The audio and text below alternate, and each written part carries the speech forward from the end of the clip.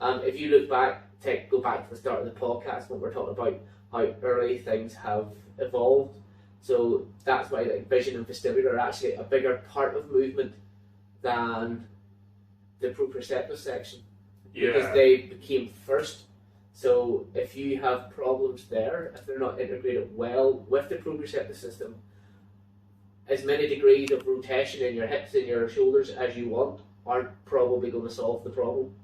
Yeah, and if you look at vision as an example, like vision is probably the best example, because when you look at the entire brain and the neurons that make up vision, it ends up accounting for 50% of the whole brain. So that's not to say that 50% of the neurons are being able to build a picture.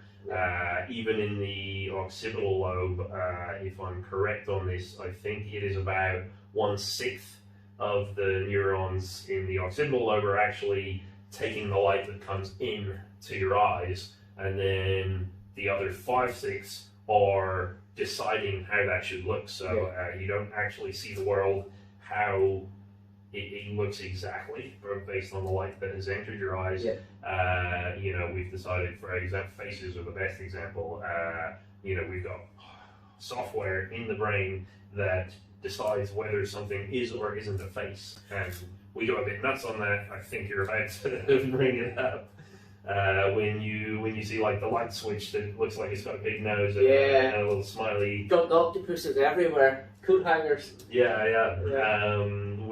We that can go a bit overboard. Sometimes we start seeing faces and things because we know anything that has a face might be able to move. So is it going to be food? Is it going to be a threat? Is it going to do something unexpected? It becomes a really useful survival tool. So, and again, with the brain built for survival, it's better to assume something that looks like a face is a face until you can be sure that it's not, rather than assume the other way around, because you will survive much longer by playing safe than by taking risks. Yeah,